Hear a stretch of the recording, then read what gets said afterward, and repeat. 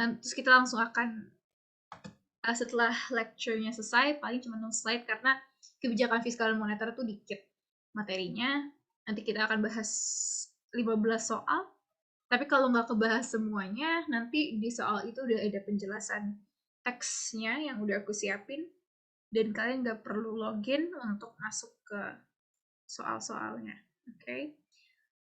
Ini kontak aku ada di bawah kalau misalkan kalian masih ada pertanyaan lanjut tentang kebijakan fiskal dan moneter. Kalau misalkan kalian belajar buat kayak sekolah biasa, harusnya sih materinya nggak segampang mungkin ini kayak materi UTBK banget.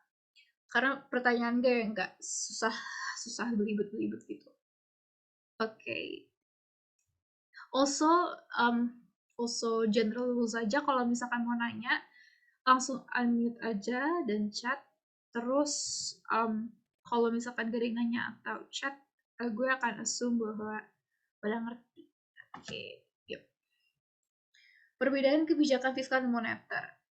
Bedanya intinya moneter itu tindakan untuk menguasai keuangan tapi dilakukan oleh penguasa moneter itu bank sentral, jadi bukan pemerintah. Nah, di Indonesia itu bank sentral Bank Indonesia gitu.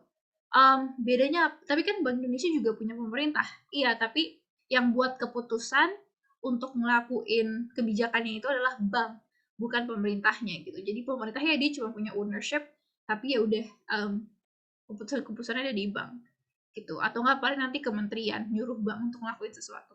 Kebijakan fiskal itu tindakan pemerintah yang udah pasti dilakukan sama pemerintah karena yang diatur itu adalah APBN atau anggaran something belanja negara.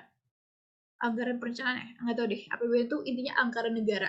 Jadi antara pengeluaran konsumsi pemerintah, maksudnya tuh kayak pemerintah kan pakai duit untuk bayar-bayar kontraktor buat bikin gedung, terus pemerintah bikin proyek kayak jalan tol kayak gitu kan mereka harus bayar. Nah itu salah satu konsumsi. Tapi bisa juga subsidi. Jadi pemerintah ngeluarin duit untuk bayar subsidi kayak BBM. Bisa juga jumlah transfer pemerintah. Jadi pemerintah misalkan transfer ke luar negeri. Bisa juga pajak. Jadi kayak kita bayar pajak berarti itu jadi penerimaan negara. Pemerintah kan bisa kontrol pajak kan gitu. Makanya setahu gue walaupun kita vaksinnya gratis, tapi nanti di masa depan apa sekarang ya? Gue lupa sih. Pemerintah mau naikin pajak PPN jadi 11% apa ya? Setahu gue. Terus naikin harga materai juga termasuk tindakan pemerintah untuk kebijakan fiskal. Tadinya kan materai 6.000, sekarang 10.000 atau 12.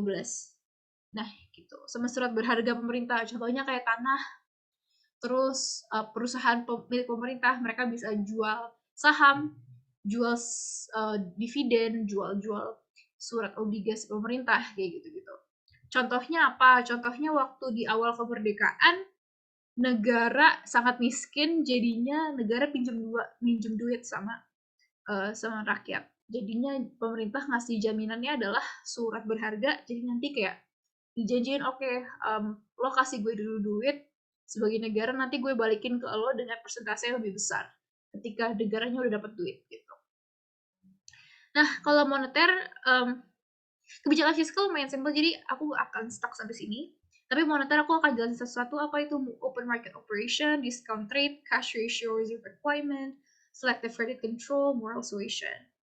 Intinya sifat moneter itu ada yang tight money policy sama easy money policy. Artinya kalau tight money seperti bahasa Inggris, makna bahasa Inggrisnya jadi mempersempit atau mempersulit pengedaran keuangan. Jadi policy atau kebijakan itu mempersulit uang untuk beredar.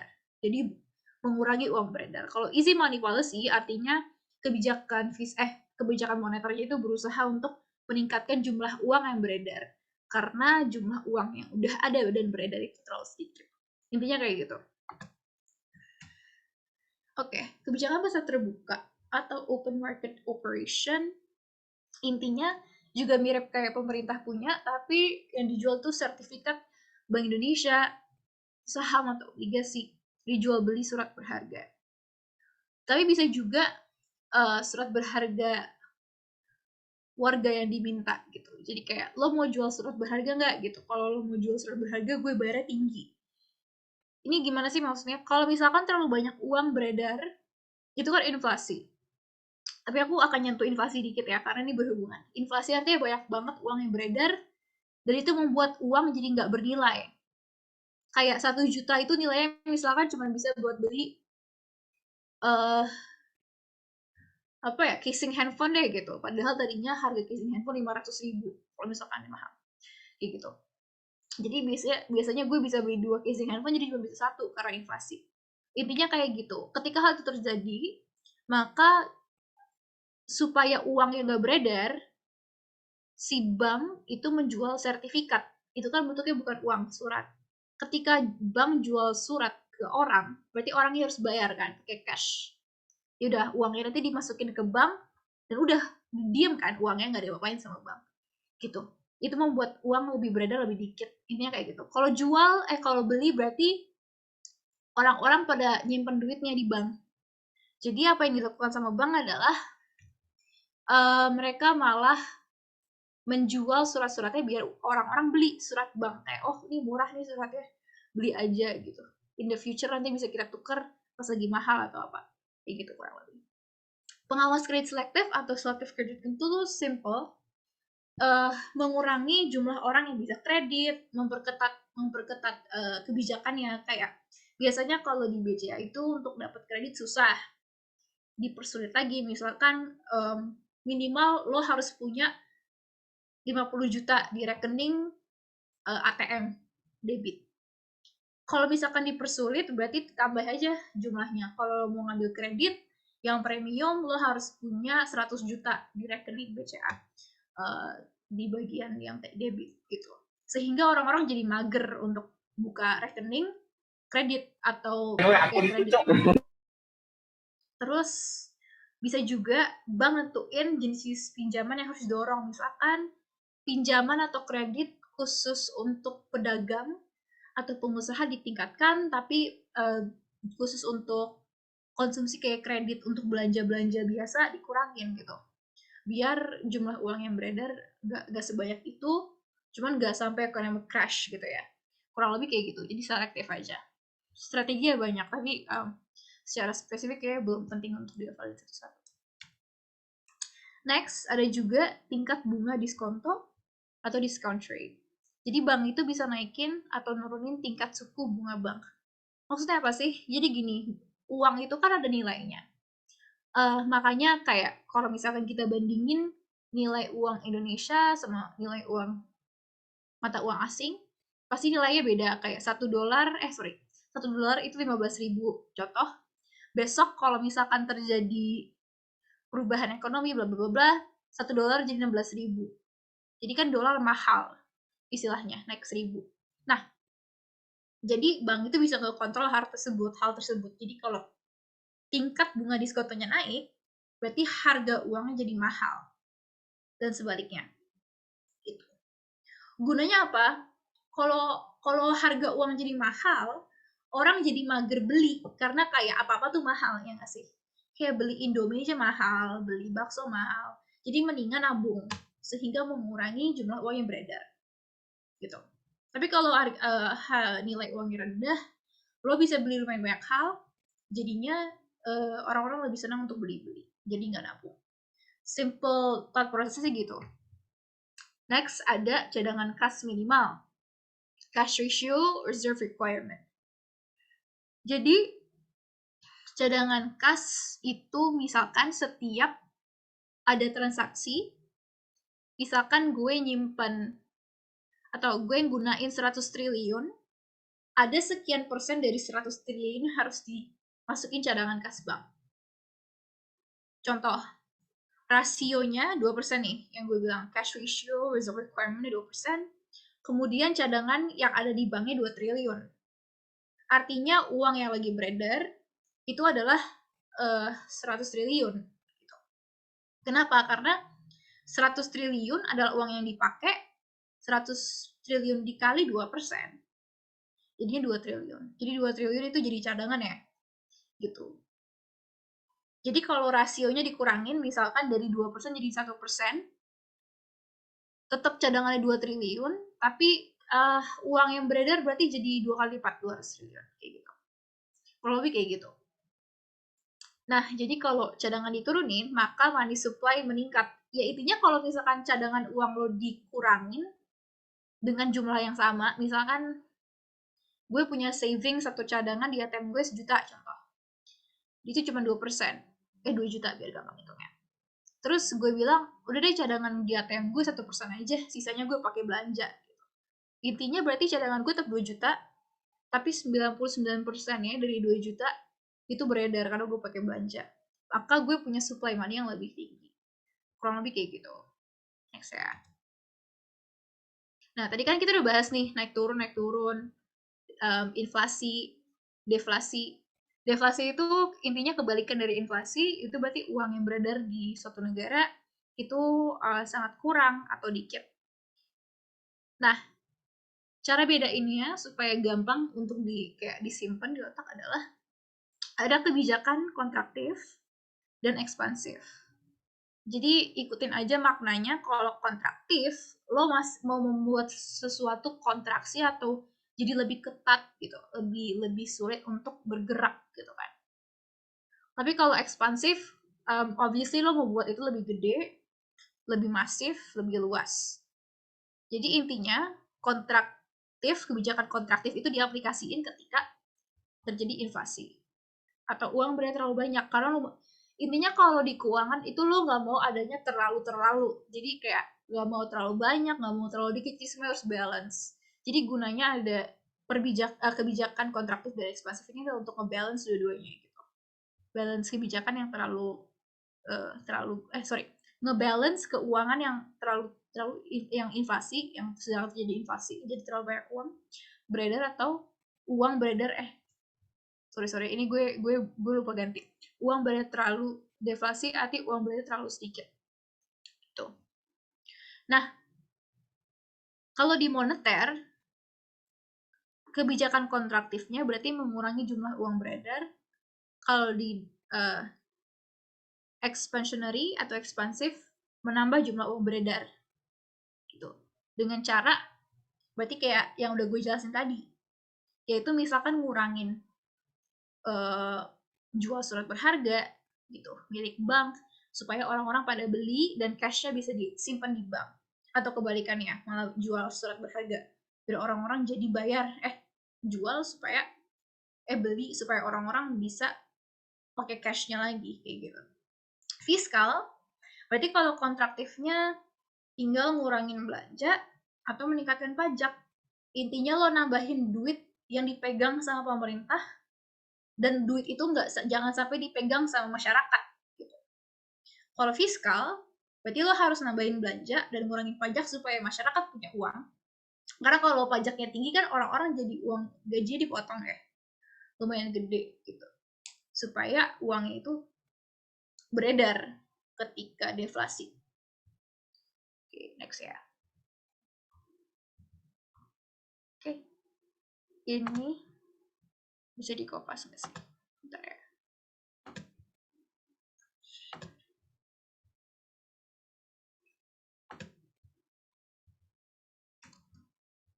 Oke, yuk kita kerjain bareng-bareng.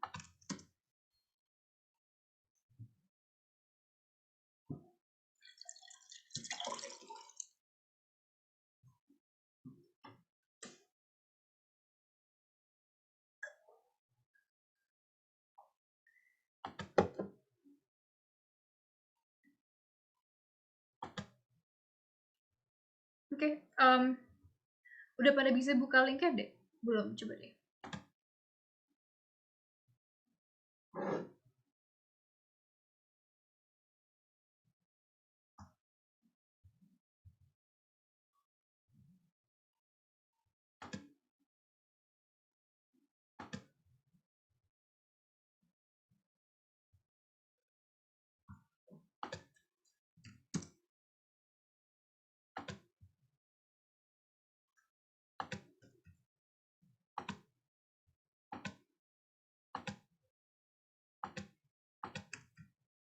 Coba pencet linknya, Nanti kalian bakal muncul soal gitu, gak usah login, gak usah apa-apa, yang penting ada internet aja, nanti langsung muncul. Kalau udah bisa, komen yuk.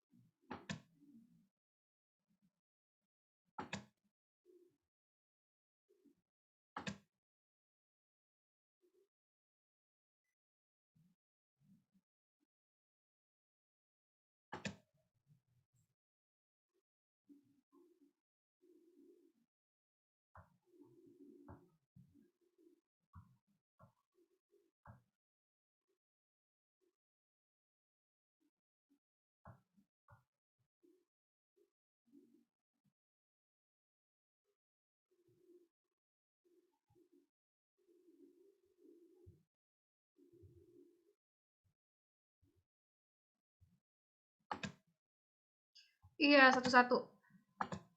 Baru ada 2 orang nih yang bales. Ini gue nggak tahu yang beneran participants atau orang grup 3, cuma ada host kan ya. So harusnya sekarang ada 12, sekarang udah berkurang 12. Terus ada 10 orang yang jawab pertanyaannya. Oke, terus kita langsung bahas. Bentar ya, sekalian gue lagi ngelakuin sesuatu. Kok di aku nggak muncul ya?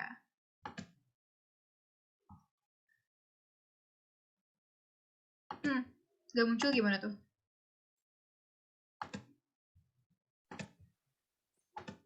Bisa on mic nggak?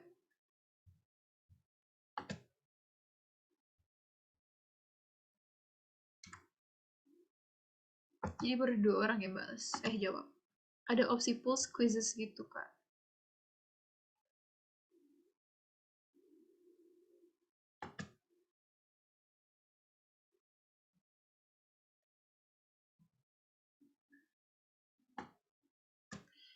Oops, I think gue salah kopas link. Sorry. Please ignore link sebelumnya. Kita pakai yang ini. Baru nyadar ada admin. Oke, coba lagi. Tapi jangan pakai admin. Udah gue kirim.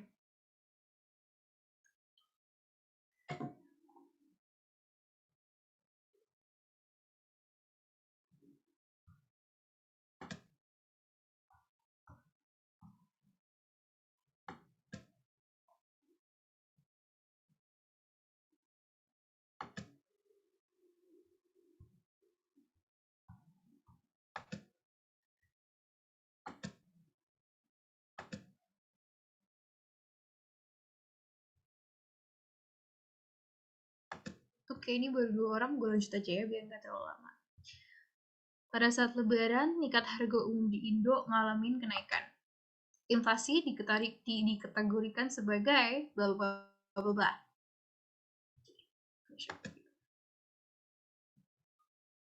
Oke, ada 2 orang yang jawab benar, 3 orang jawab salah. Gue cek dulu A. Cost push inflation. Oke, kenapa cost push inflation salah? Karena analisisnya kayak gini. Apa sih yang kejadian pas lebaran? Lo jadi belanja kan.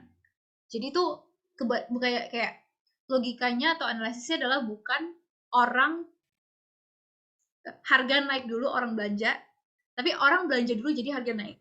Karena ketika lebaran kan lu ibu-ibu lo pada masak, terus adik-adik lo, keluarga lo belanja baju lebaran, pada mudik, jadi demand untuk banyak hal tuh jadi naik.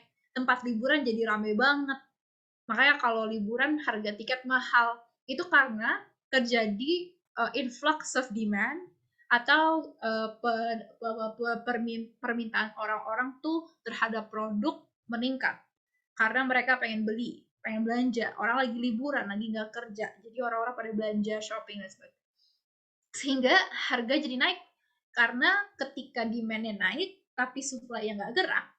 Karena ya supply-nya tetap sama nggak sih, kayak bawang kemarin sama hari ini sama, gak mungkin cuma gara-gara hari ini H-1 Lebaran gue punya lebih banyak bawang gitu kan, kayak bawangnya nggak bisa muncul dari tanah sendiri. Jadi orang-orang yang belanja pengen bawang tiba-tiba banyak, tapi jumlah bawangnya juga cuma segini-segini aja. Jadi semua orang rebutan beli bawang.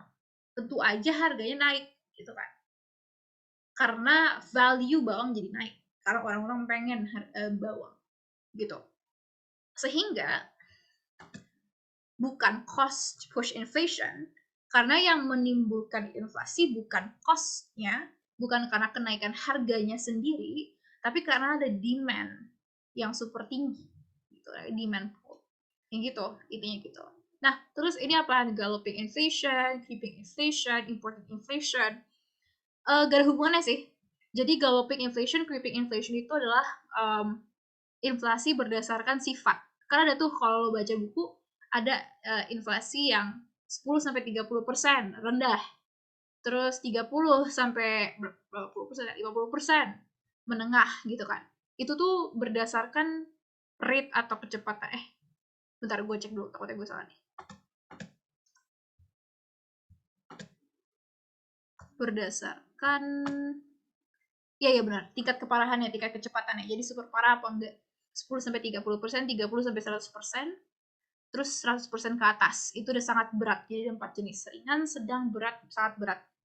Nah, kalau creeping sama galloping inflation itu sifatnya gitu. Maksudnya apa sih creeping, galloping? Creeping itu sebenarnya kalau dimaknain itu tuh kayak merayap di bahasa Indonesia. Jadi inflationnya pelan-pelan banget, kayak super pelan, set gitu. Cuman kalau di grafik tuh gradual pelan-pelan naik. Itu biasanya harga gaji inflasinya dikit banget. Kemarin aja naik 30.000 doang anjir, gaji di Indonesia, gaji di Jakarta kayaknya deh, di sekitar Jakarta segitu. Nah, kalau galloping berarti inflasinya tuh super ekstrim. Contohnya ketika terjadi inflasi tahun 98 ya, krisis moneter gitu. Jadi inflasinya super parah. Tapi itu hyperinflation, ada juga terjadi hyperinflation gitu di tahunnya Soekarno, ketika lagi masa-masa pembangunan, waktu lagi dibangun GBK, terjadi waktu ada proyek mercusuar, itu termasuk hyperinflation karena inflationnya parah banget. Nah, imported inflation itu inflasi terjadi karena negara lain inflasi, terus kita semua ikutan. Karena kan interconnected kan, kayak gue beli produk di Amerika Serikat, uang kita juga banyak yang di Amerika Serikat, dalam rupiah kita ngelakuin transaksi, sehingga kalau negara lain inflasi, kita bisa aja kena inflasi juga. Pokoknya saling terpengaruh, intinya kayak gitu. Next ya. Oke. Yuk. Suatu negara mengalami penurunan penawaran agregat yang disebabkan oleh kenaikan harga bahan bakar minyak, sehingga jumlah barang yang beredar lebih sedikit daripada jumlah uang beredar. Fenomena ini menunjukkan bahwa negara tersebut mengalami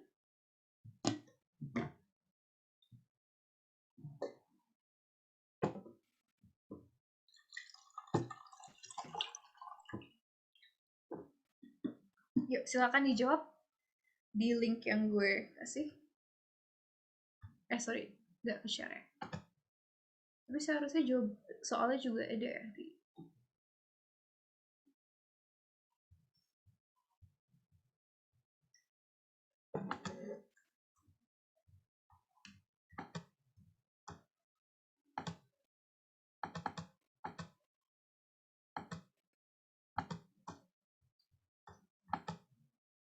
Oke.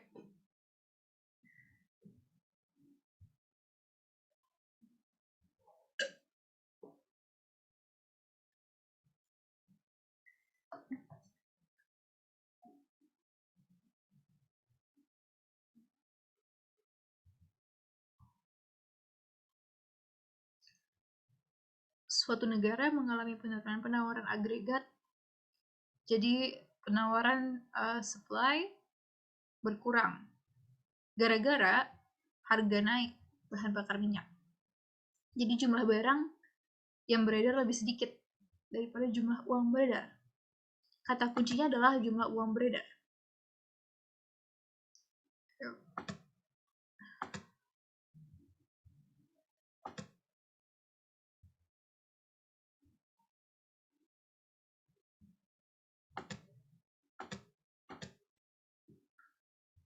Gimana Putri, Zira, Nicholas, Carmilla, dan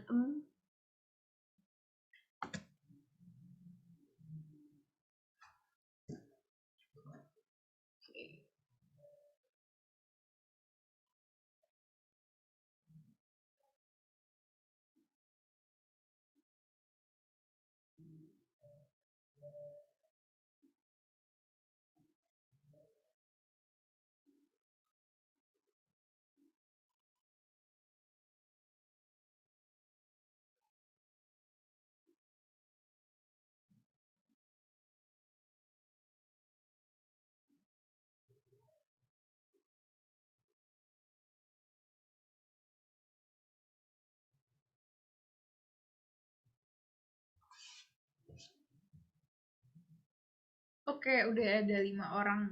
Kita lanjut ya. Finish and reveal. So, the answer is inflasi. Dan kata kuncinya ini D sama B. Kata kuncinya ada di jumlah barang lebih sedikit daripada jumlah uang beredar. Artinya yang sangat banyak adalah jumlah uang beredar, dan jumlah barang yang beredar dikit artinya barangnya produknya sedikit, artinya harganya sangat mahal. Udah fix banget ini inflasi. Udah harganya mahal, jumlah uang beredarnya banyak, orang nggak ada yang mau beli karena kayak mahal gitu kan bahan bakar minyaknya. Jadi jawabannya inflasi. Kenapa bukan deflasi? Itu udah obvious. Tapi kenapa bukan depresi? Karena depresi itu kejadian yang udah terjadi, the Great Depression. Dan kayak itu terjadi ketika inflasinya parah banget. Ketika satu kayak bukan cuma BBM doang tapi semua harga gitu. Kayak impactnya nggak segede ya si BBM ini impactnya nggak segede itu sampai depresi gitu. Itu kayak kalau industri semuanya baru terjadi depresi gitu. Kita next ya.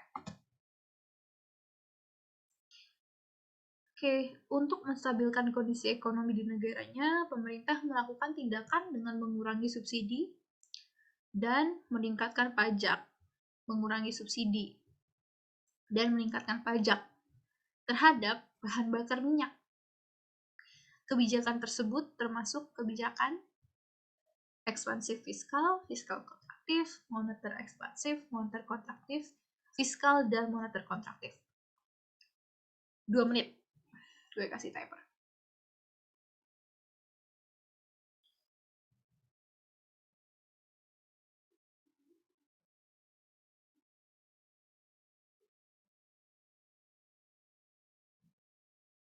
Tiga menit.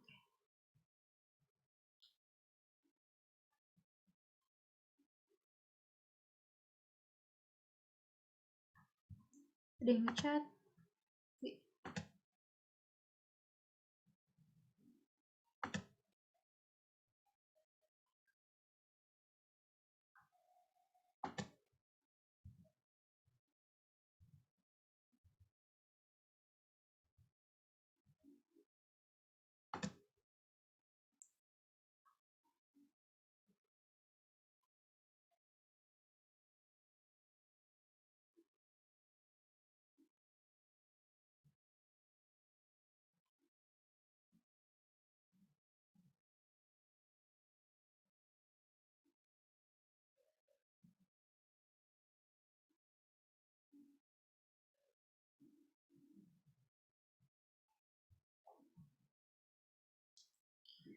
Oke, ini gak ada yang jawab nih. Ngasal aja deh. Siapa tahu kalau ngasal hoki.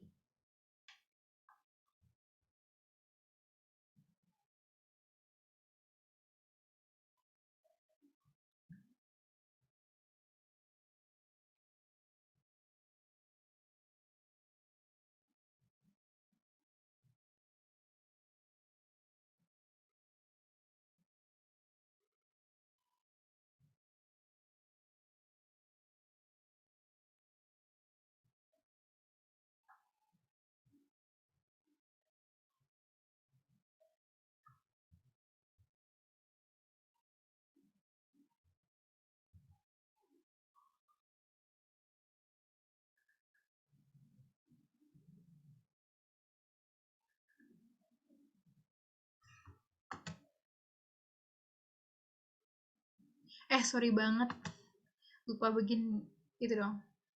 Terima kasih Growtika Education udah ngasih tahu. Oke, coba. Sekarang udah bisa.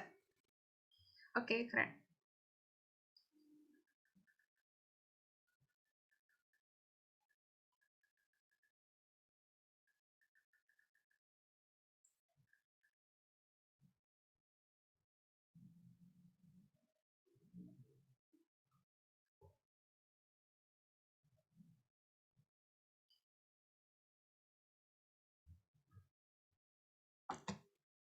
Oke, kebijakan apa ini? Oke, tadi 3 orang udah bener tapi ganti jawaban. Oke, ya jawabannya adalah B, fiskal kontraktif. Apa alasannya? Karena yang bisa ngontrol subsidi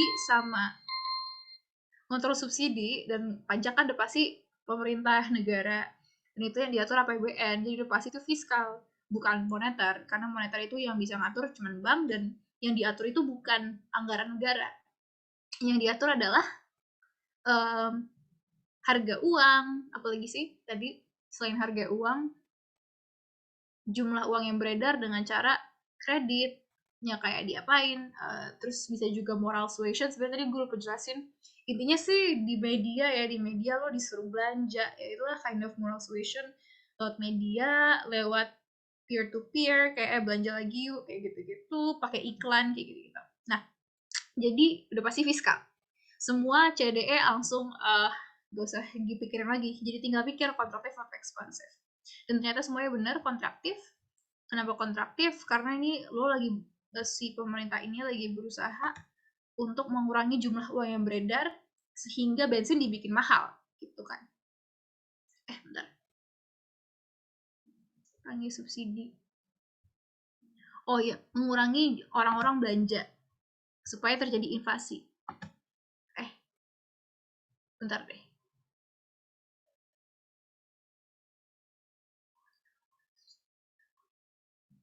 Supaya anggaran pemerintah makin tinggi dan nggak banyak. Oh ya benar, kontraktif untuk mengurangi inflasi supaya uang yang beredar nggak terlalu banyak gitu. Oke, next ya.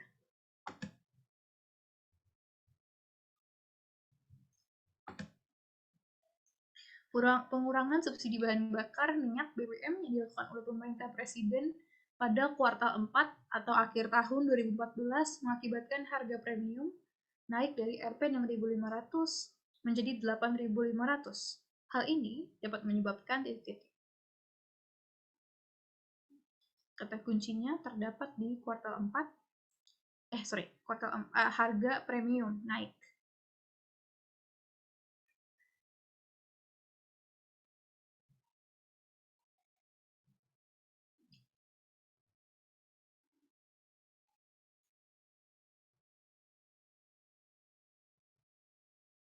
Oke.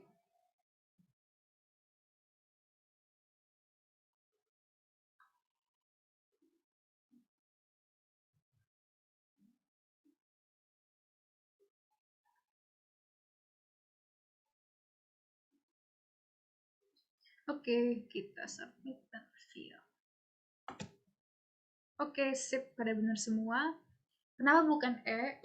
Karena E itu terjadi ketika yang dikontrol adalah yang mengubah harganya adalah karena demand. Sedangkan cost push inflation itu kan gara-gara Jokowinya yang nambahin harganya kan. Jokowinya bilang tambahin harga BBM, uangnya kita nggak usah subsidi lagi. Misalkan subsidinya tadinya 4.000 jadi 2.000, misalkan harga bensin sebenarnya 10.000. Terus ini kan berarti kalau 6.500 berarti 3.500 subsidi dikurangin jadi 8.500. Ini gitu. Sehingga yang mengontrol harganya adalah pemerintah. Artinya cost inflation karena inflasinya terjadi karena ada cost yang di push dari pemerintah. Secara spesifik di konteks ini dari pemerintah, tapi lo bisa pakai pajak. Next. Oke. Apabila ditetapkan cadangan kas reserve requirement ratio 4%, ini perlu bawa pen sama kertas dikit. penambahan uang kartal sebanyak 8 triliun. Jadi uang kartalnya berarti itu maksudnya uang yang di reserve. Maka jumlah uang yang beredar sebanyak titik-titik.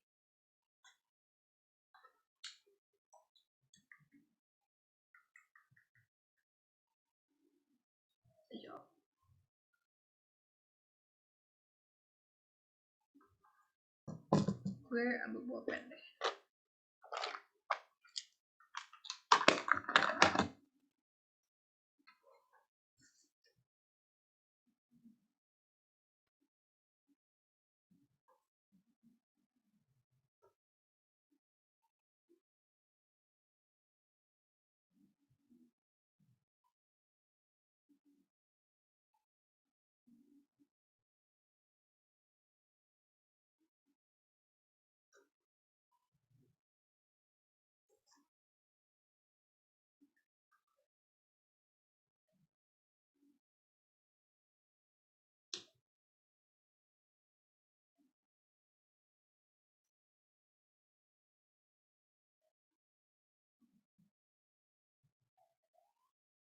Maka kuncinya adalah yang lo cari bukan 4% kali 8 triliun.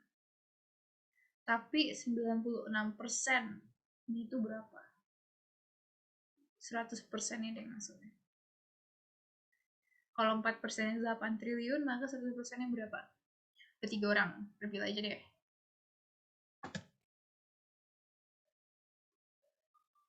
Oke, salah semua. Wait, apakah gue salah nulis 0? Enggak kok. Oke, teman-teman. Nazwa Rahel Yof. Kenapa jawabannya A? Apakah ngasal? Karena ini 4% 8 triliun. Jadi 20% cuma 20% ya. Intinya adalah ketika 4% nya 8 triliun, berarti 100% adalah 200 triliun. Karena berarti yang udah di reserve adalah 8 triliun dan ini adalah cash reserve-nya 4%. Sehingga lo mau cari ada 100%. Sisanya. Gitu. Kayak gue berarti salah dong. 200 triliun dikurang 8. Actually bener, 200 triliun. Gitu. Karena nanti 8% di reserve. 8% itu termasuk dalam peredaran. Oke, next ya. Begin and accept answers. Apabila ditetapkan cadangan kas 4% dan AMA ingin mengeluarkan uang sebanyak 500 triliun, maka penambahan uang kartal terjadi sebanyak, berarti berapa banyak nih cash reserve ratio-nya? Simply 500 triliun dikali 4%.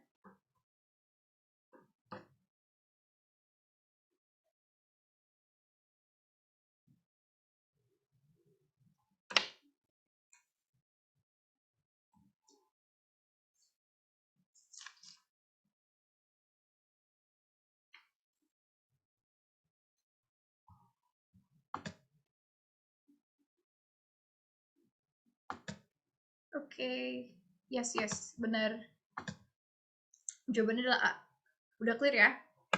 Ini nggak ada rumus-rumusan, tinggal pakai logika aja. Next. Oke, ini juga nggak rumus-rumusan, ini juga logika. Apabila ditetapkan cadangan kas, reserve requirement ratio 2%, dan uang yang beredar 100 triliun, 1 billion ya, 100 triliun, jumlah cash reserve yang ada berarti 2 triliun. Ini di simple dulu. Oke, ada 2%, 100 triliun adalah uang yang beredar, cash reserve 2 triliun. Jika jumlah cash reserve tidak berubah, berarti sama aja nih, tetap 2 triliun. Tapi, reserve requirement berubah dari 2% jadi 1%. Apa yang akan terjadi? Banyak mimpi yang terkubur.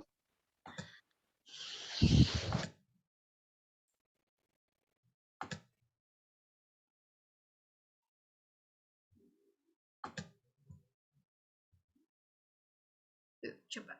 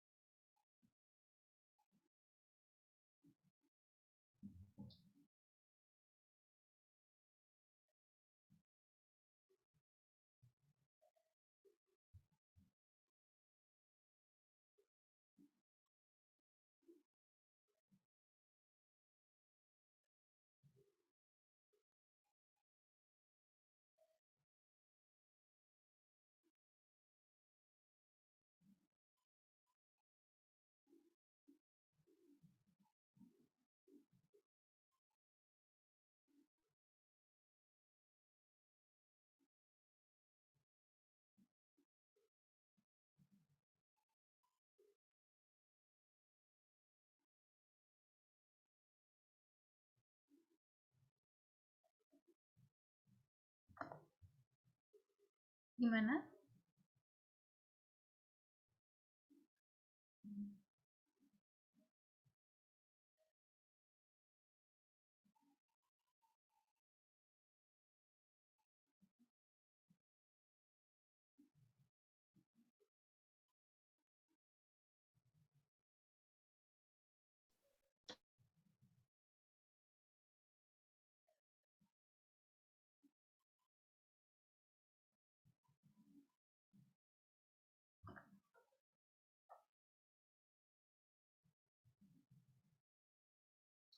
Oke.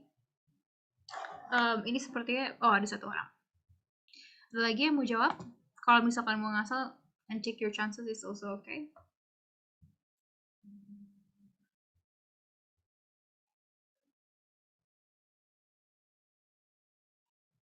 Oke, gue reveal aja ya. Jadi jawabannya adalah C. Bener, Naswa. Kenapa? Intinya berarti lo tinggal hitung aja. Berarti 1% dikali X.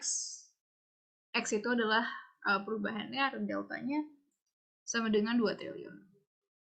Terus lo tinggal kali aja M sama dengan 2 triliun kali 100. Sama dengan 200 triliun. Gitu. Ini bingungin nggak?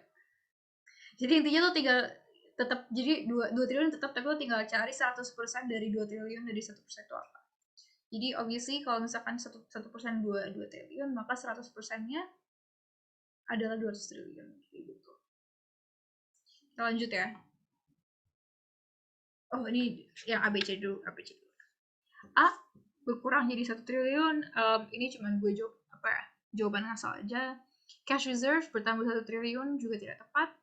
Juga jawaban ngasal doang. Jumlah uang yang beredar tetap 98 triliun. Salah karena berarti kan ada 200 triliun yang beredar. Jumlah uang yang beredar menjadi 98 triliun juga salah karena yang beredar 200 triliun. Gitu. Next ya. Oke. Jenis inflasi yang digambarkan pada kurva tersebut adalah, gue zoom dikit. Tapi kan di handphone atau di laptop baru kelihatan ya. 3 menit ya. Jawab bareng-bareng.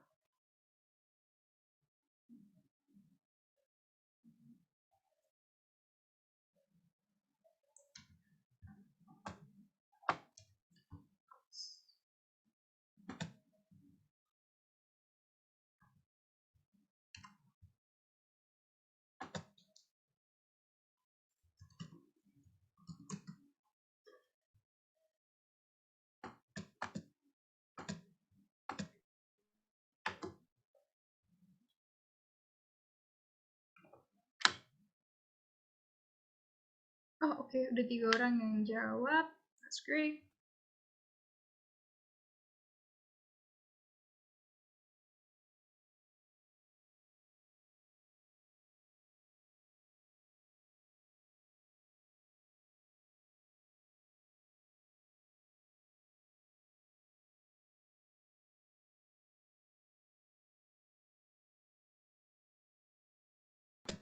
Oke, sorry, resume share. Alright, udah 4 yang jawab. Finish and reveal. Jawabannya adalah demand pull inflation. Kenapa bukan cost push inflation? Karena gue zoom. Ketika kita cek bro, garis yang ini adalah supply. Garis supply. Jumlah barang yang dikasih, yang ditawarin.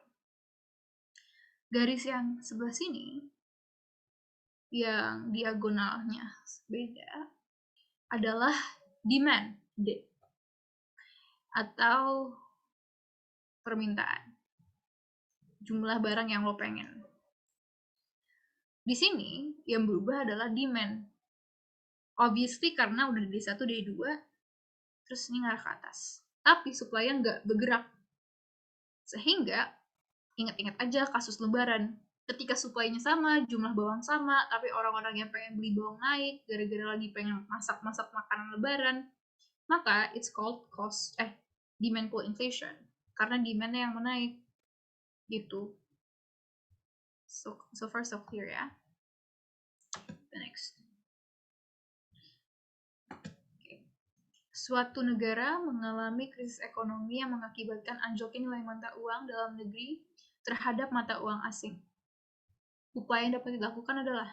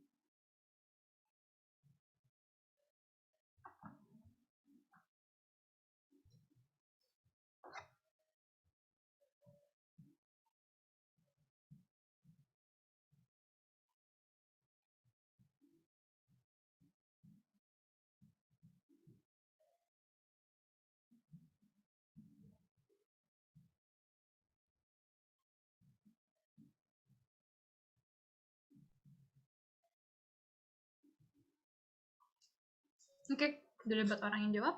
Let's finish and reveal. The answer is B. Oke, nggak ada yang benar. Melakukan belanja negara secara selektif. Ini lumayan general. Oke, kenapa bukan D? Meningkatkan ekspor dan mengurangi impor. Why is this bad? Ketika lo ningkatin ekspor, berarti kan lo jualan barang lo nih ke luar negeri.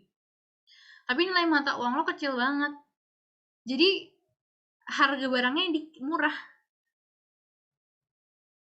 Jadi apa yang terjadi adalah lo rugi. Karena lo malah jualan barang lo dengan nilai yang rendah. Ini abstraknya. Contoh konkretnya gimana? Misalkan perusahaan mebel, kayu, jual lemari. Satu lemari harganya 2 juta. Kalau pakai harga dolar yang biasa, 15.000. Bentar nih. Kalau nilai mata uangnya rendah, iya bener. Kalau misalkan nilai mata uangnya rendah, berarti kayak $1 itu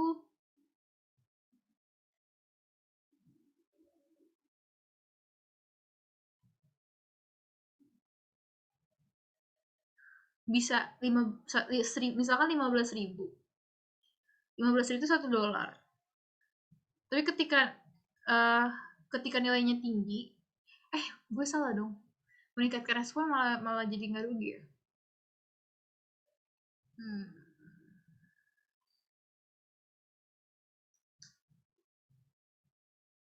Oh, tapi meningkatkan ekspor dan impor itu bukan kebijakan fiskal. Enggak deng, bisa deng. Kan meningkatkan anggaran belanja negara ya. Anyone has ideas? I don't think this true. Tapi B benar, karena melakukan belanja negara secara selektif berarti kalau misalkan nilai mata uang lo rendah, jadi krisis ekonomi, inflasinya naik, lo tinggal harus kontrol aja dengan belanja negara. Sebenarnya poinnya itu. Tapi gara-gara D, benar juga ya, meningkatkan ekspor. Kalau nilai mata uang lo turun, berarti kan kalau nilai mata uang lo turun, satu dolar tuh kayak 16.000. Jadi dolar tuh mahal, ya kan? Jadinya kalau lo ekspor malah lo untung. Sedangkan kalau misalkan lo impor lebih rugi. That's correct. Tapi the reason why the answer of that is not correct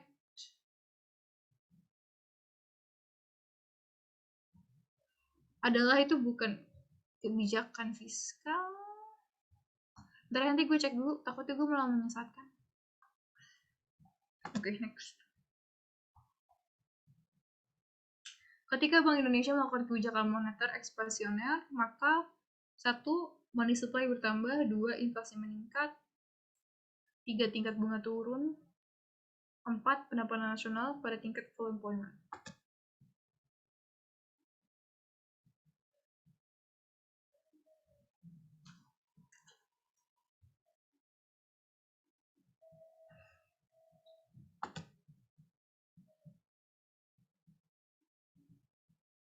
Coba lagi deh. Ini sebenarnya udah bisa accept sih harusnya.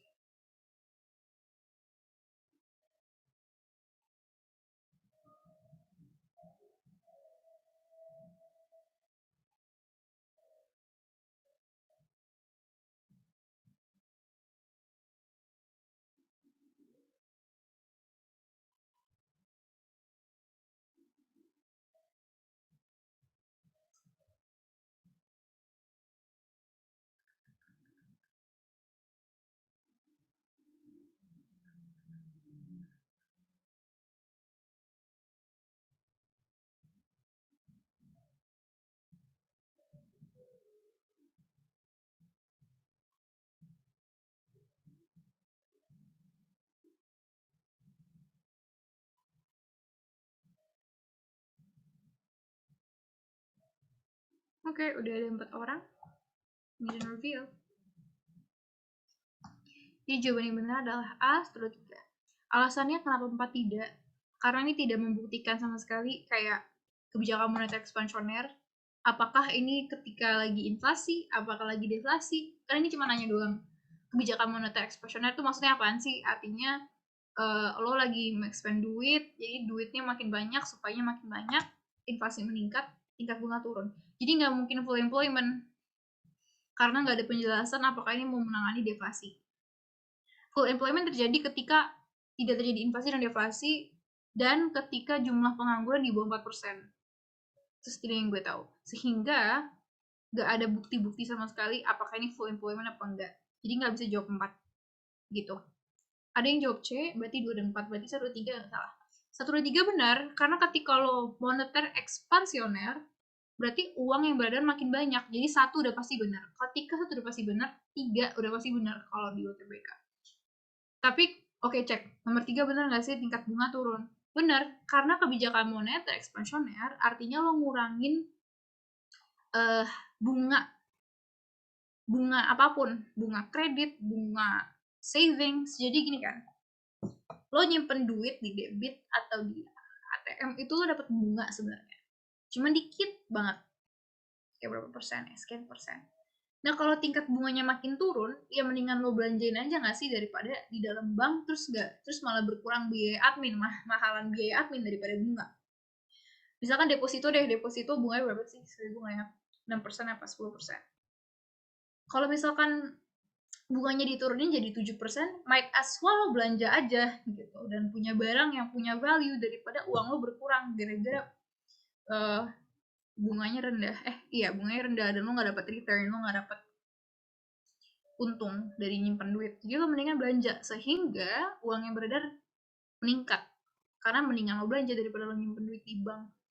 Orang bunganya rendah, termasuk bunga kredit. Berarti kan bunga kredit itu kayak lo kalau bayar kartu kredit, kalau misalkan lo bayar produk dan lo nyicil, harga cicilan tuh nggak mungkin 100% sama kayak harga barang. Misalkan gue beli handphone misalkan 7 juta, terus gue bayarnya nyicil 5 bulan, harganya mungkin bisa 8,5 juta or something, karena ada bunganya. Kalau bunganya turun, berarti most likely gue lebih pengen beli nggak sih, karena kayak oh ternyata bunganya nggak segede tahun lalu, dan gue juga nggak tahu di tahun depan bunganya berapa, udah gue beli sekarang aja orang bunganya turun gitu. Jadi orang-orang belanja terus sehingga money supply bertambah dan peredaran uang itu jadi tinggi banget gitu. Next ya.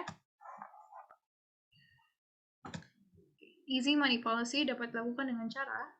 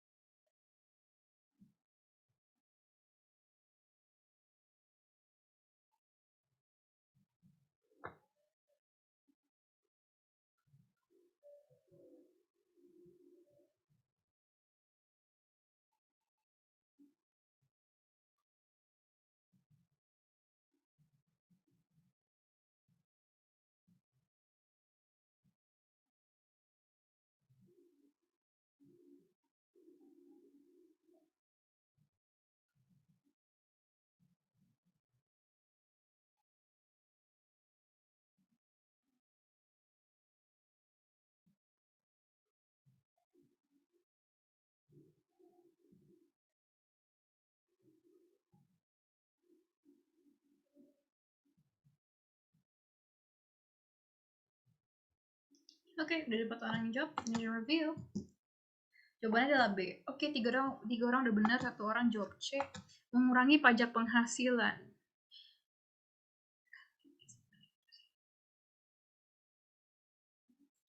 Ini nggak bisa, karena easy money policy itu yang udah gue jelasin adalah kebijakan moneter, bukan kebijakan fiskal. Sehingga masuknya ke menurunkan tingkat giro wajib minimum. Giro wajib minimum itu intinya lo bisa nyimpen duit di bank dan itu jadi giro.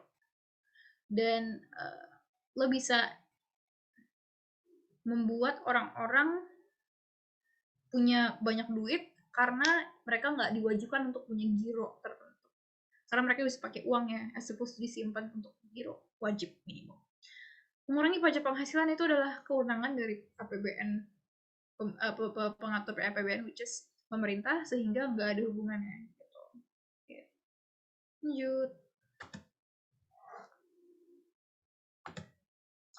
Oh, udah mau sampai nomor 15.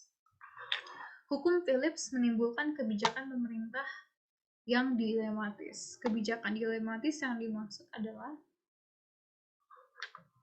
ini gue nggak jelasin tadi sih, tapi ini addition of knowledge aja. Karena jarang keluar, gue jarang banget sih dapet pertanyaan ini. Tapi nggak tahu sih, UTBK kan suka aneh-aneh gitu.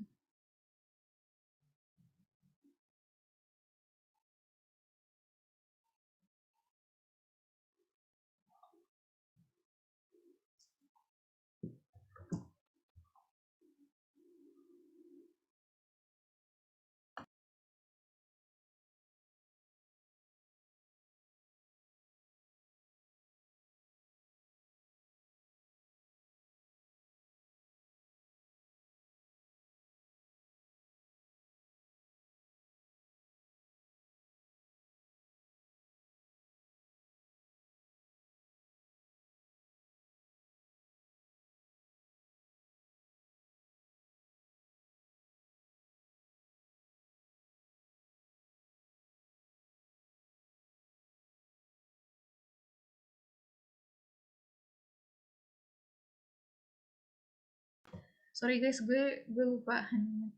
Sorry, bentar.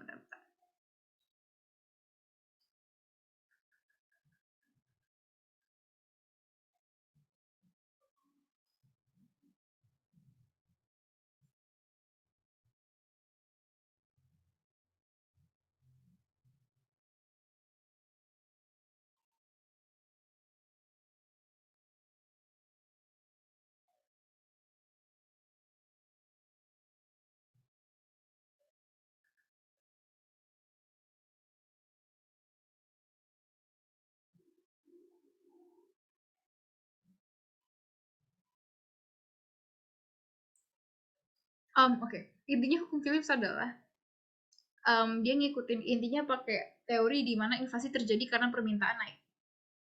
Ini tuh kayak cost push inflation, di mana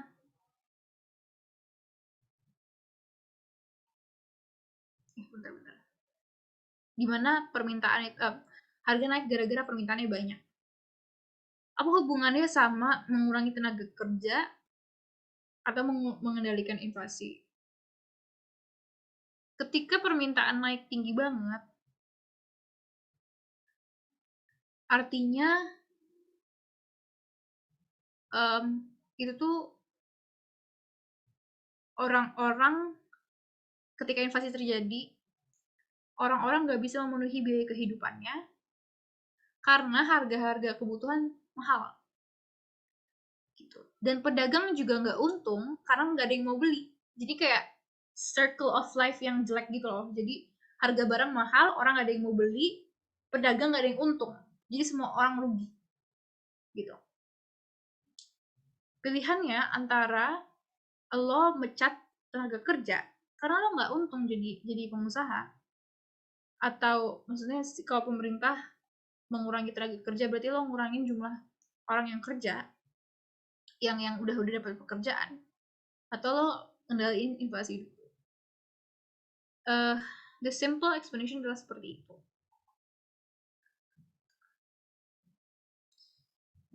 Tapi ini Jarang nggak ya dikeluarin UTBK? Gue nggak tahu sih. Tapi ini gue sempat dapat kemarin pas tryout. Bentar ya.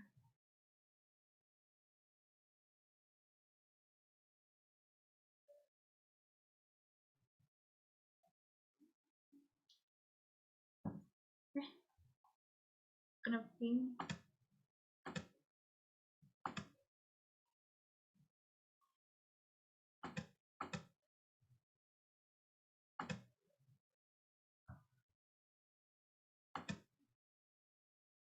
Oke. Kurang lebih kayak gitu. Kalau bingung, gue akan jelasin lagi, tapi ntar dulu. Tanggung. Let's answer nomor 13.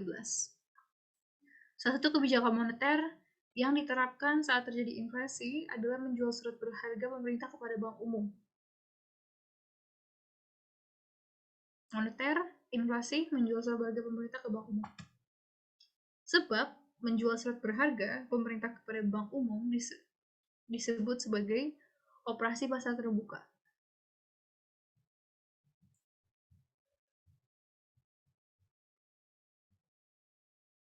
Apa itu operasi pasar terbuka?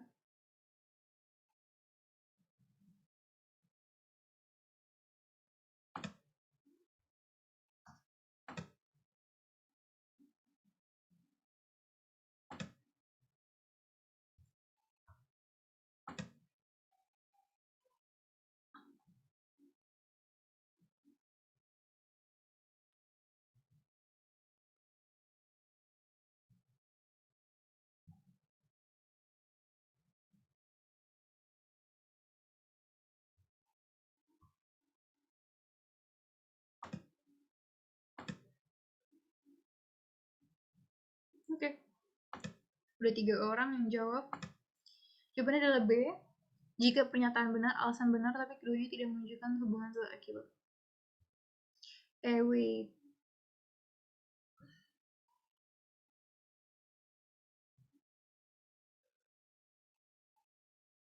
Oh ya benar.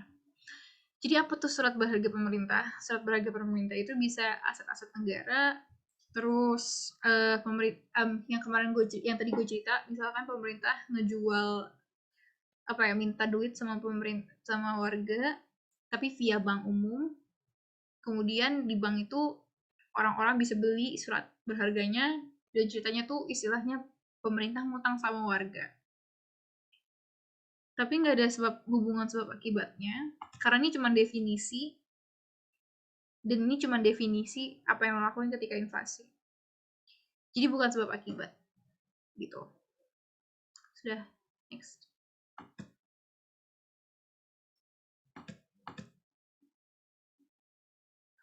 Kebijakan fiskal yang tepat untuk diterapkan saat terjadi inflasi adalah fiskal, berarti pemerintah. Jawabannya adalah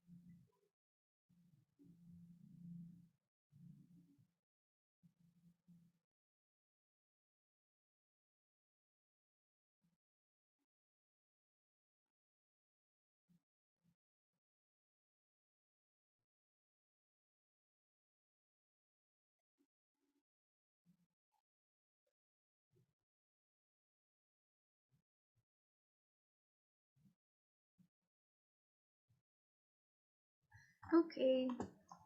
Udah ada 4 orang, jadi jawabannya adalah D.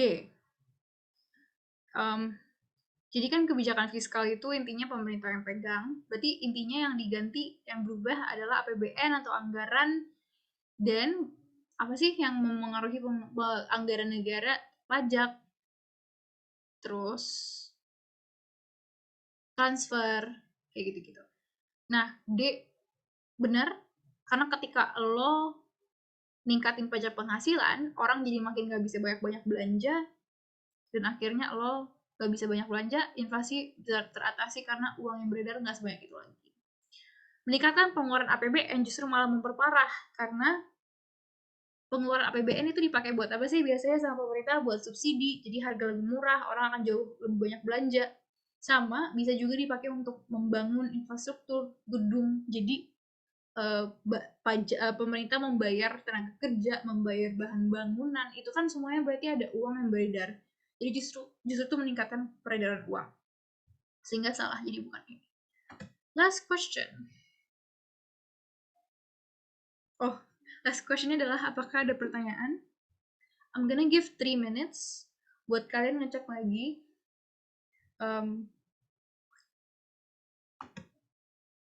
Ini you can input that. Kalau misalkan kalian mau latihan lagi, gue bisa ngasih quiznya. Jadi kalian bisa ngulang-ngulang lagi quiznya buat membiasakan diri. Tapi that's it for kebijakan fiskal dan moneter. Simple banget.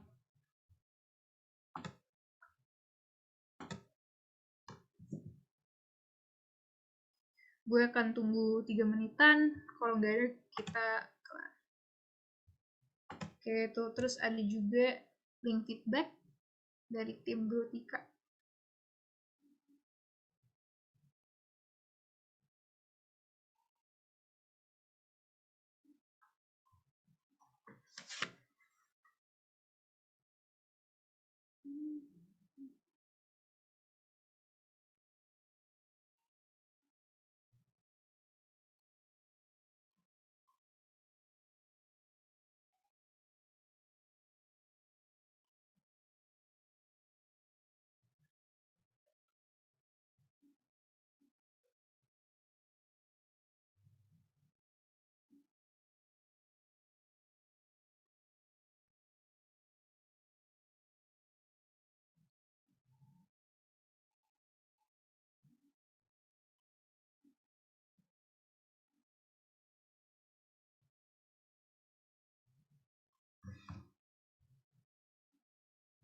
Oke, seems like nggak ada yang punya pertanyaan.